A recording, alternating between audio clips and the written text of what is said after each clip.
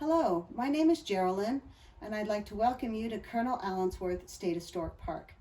This park honors the only town in California founded, funded, and governed by African Americans. Today we're going to be visiting with three women who lived and worked in the community, and we're standing on the porch of Mrs. Laura Smith. So let's go inside and see what her home is like as she's getting ready for her day. So as you come inside, you're going to see the parlor. Mrs. Smith and her husband Frank moved in here sometime around 1911, but shortly after Frank passed away. So she lived here by herself, but she boarded her two nephews so they could go to school here, and then they lived in Tulare with their father in the summertime. And as you're panning around, we're going to see the parlor and then into the main bedroom of the home.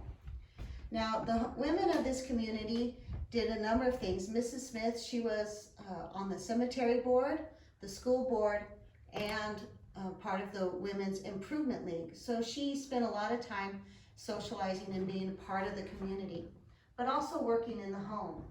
Every day of the week had a certain chore. So Mondays was washing, Tuesday ironing, Wednesday sewing, Thursday marketing, Friday was cleaning, Saturday was baking, and Sunday was your day of rest.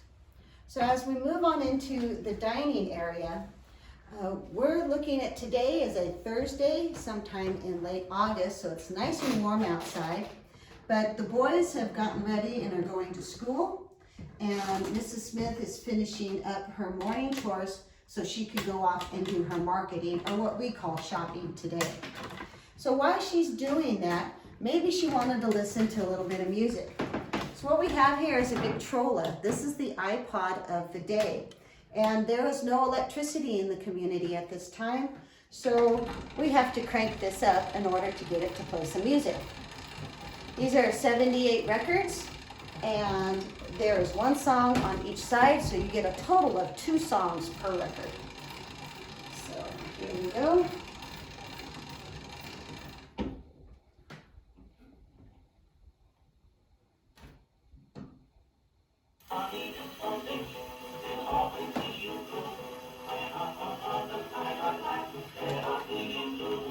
So this Victrola has 2 volumes. This is soft or low, and that is loud.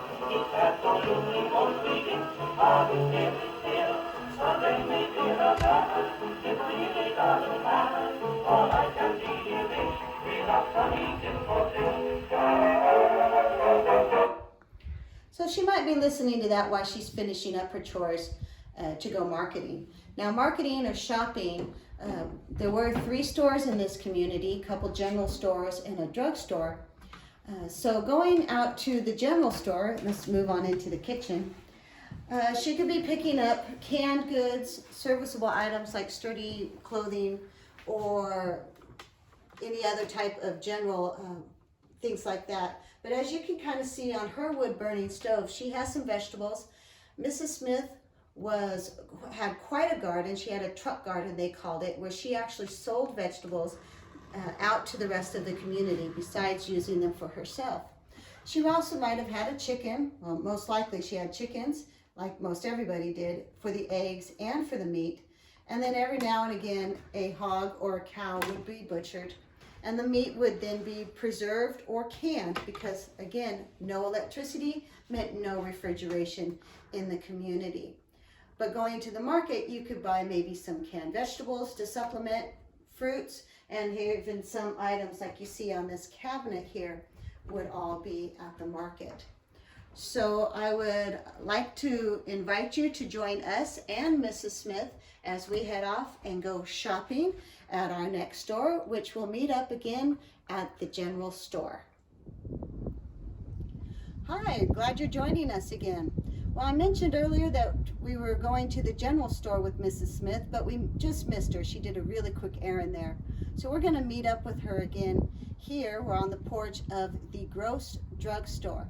Mary Gross ran the store from about 1912 to about 1919. So we're going to go inside and take a look at the drugstore with Mrs. Smith. And as we're coming inside, Mrs. Gross was a certified nurse, so her store catered to selling of medicines, patent medicines, and also catered to women. Now, women did a lot of work in the home. Some of it, like I mentioned earlier, was sewing. So we have a nice little corner here where women could come and do the purchasing of patterns, or maybe they rented a little bit of time to use a sewing machine if they didn't have one in their own home. This was not a large community with a big department store, so women just couldn't go in and buy clothes off the rack. So a lot of it was still being made here in the home. And as we're coming around, you'll also see, I mentioned earlier that on Tuesdays was ironing day. Here's a nice display of irons. The irons had to be heated up on your wood-burning stove. So you had a number of irons, they were heating up, and as you used one and it got cool, you would put it back on the stove and picked up another one. So you probably had 4 or 5 irons like this one. So now you know why it took all day just to do the ironing. Now here we see, isn't this a lovely dress? It's not a dress. Nowadays, yes, a lot of women would wear a nice simple dress like this. It's actually a slip. In those days, women wore a chemise and bloomers with a corset over that, a slip like this over the corset, and then a nice dress like this one you see here over all of that. So that's 4 layers. Luckily, we were getting out of the time where we also had to wear 4 or 5 petticoats under all of that too. On a nice hot day like this, that would be a little too much. But again, we're in the drugstore, and Mrs. Gross was a certified nurse, so she had a number of patent medicines and different things for the home. So maybe you had a headache or a stomach ache, or maybe your feet hurt. Some of these medicines were there to help you out. They didn't all come in pill form, very few did, so it would take powders that you would mix. Maybe you needed to put it in a pestle and a mortar and grind it together, or maybe a Bunsen burner, you had to heat it up. There were liniments and ointments that you could maybe rub on your joints. So you could come here and talk to Mrs. Gross about some of the items that she sold and then things that she could help you for your home. And coming around, she also sold some specialty items. So maybe you needed some toilet water. Now I can just see all of your faces right now. You're just grimacing at the thought of me saying toilet water. Why would you have a bottle of toilet water? Well, at the turn of the 20th century, toilet water was known as perfume or cologne. So here's a nice little display of some of those articles. You could also buy bolts of cloth or other items, mirrors, button hooks. You're wondering what a button hook is. The shoes that women wore had a lot of buttons, and so you needed a button hook to hook up your shoes. So let's think about what Mrs. Smith might actually be buying today. Was she buying a medicine maybe for herself or one of her nephews? Or maybe she needed something, a little more specialty items, a hat hook, or excuse me, a hat pin. Women wore big hats and they needed the pins to put them and keep them secured on their heads. Or maybe even just a small item like a thimble. So that is going to be her shopping for today. Now she's going to spend a little bit of time for herself by going down to the library and getting maybe a latest book, or maybe one that she's read already and really enjoyed reading. So I hope you join us. Let's go down and meet at the library. Hi again, we're now at the library and we're going to join Mrs. Smith in going in and checking out a library book. So while she's checking out her library book, let's check out the library. Coming inside here, you'll see it is a small one-room library, and what it was the one-room schoolhouse. So when they were purchasing and building the two-room schoolhouse, Mrs. Josephine Allensworth purchased the old school plus some land, and then she had a gentleman from the community, Mr. Abraham Stockett, tear the school down and rebuild it here on the north end of town as the library. To have a library, you need a table, chairs, and some shelves. Looks like we have all that here. The big thing is you need books. Some of the original books for the library were donated from Colonel Allensworth and other members of the community and surrounding areas.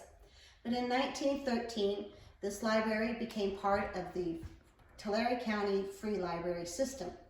So now they were on a system where every month or so new books would be circulated through, because who wants to read the same book every single time? So Miss Ethel Hall was the custodian of the library. So she would gather up the books that she was due to send on to the next library in some crates, kind of like what you see in the back there, and take those to the railroad. And when she sent those on to the next library, she would get her shipment and she would bring them back here, catalog them, put them out, and then people could check out those books. Now the library is much like it is used today. You use it for reference, periodicals, finding information, school kids doing work, or just coming and pleasure reading. So for kids or anybody looking for a lot of information, this back wall back here has some encyclopedias, and that was the internet of the day.